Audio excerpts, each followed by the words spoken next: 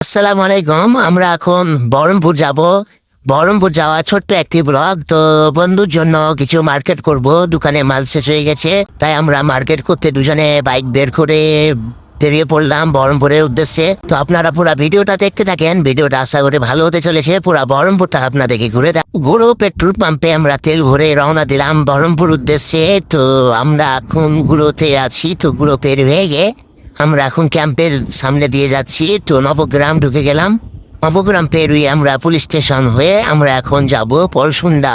তো আপনারা দেখতেই পাচ্ছেন নবগ্রাম কি সুন্দর একটি দৃশ্য, চারিদিকে মানুষের আনাগোনা।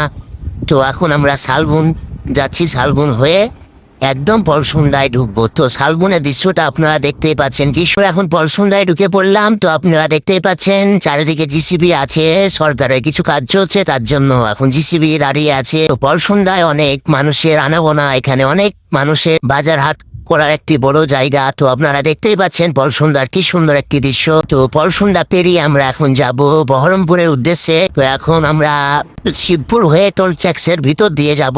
তো আপনারা কি সুন্দর একটি দৃশ্য দেখতেই পাচ্ছেন চারিদিকে একদম। আমরা এখন শিবপুর টোল ট্যাক্সে ভিতরে ঢুকে গেলাম। ঢুকে দিকে বার হয়ে আমরা এখন রেল গেটের জন্য অপেক্ষা করছি, কখন ট্রেনটা আসবে। ট্রেনটা আসছেও না, অনেক লেট হয়ে গেল আমাদের এখানে দাঁড়িয়ে থেকে। অবশ্যই ট্রেনটা এলো।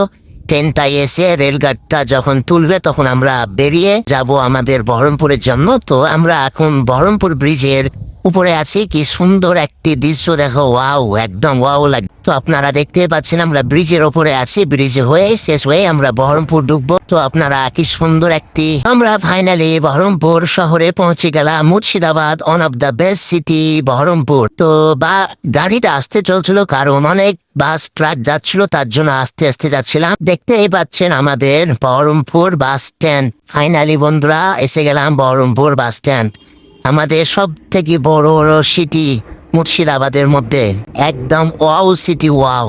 আপনারা দেখতেই পাচ্ছেন কি সুন্দর সিটি, চারিদিকে শুধু মানুষের আনাগোনা। ভিডিওটা এখানে শেষ করলাম, দেখা হবে পরের ভিডিওতে।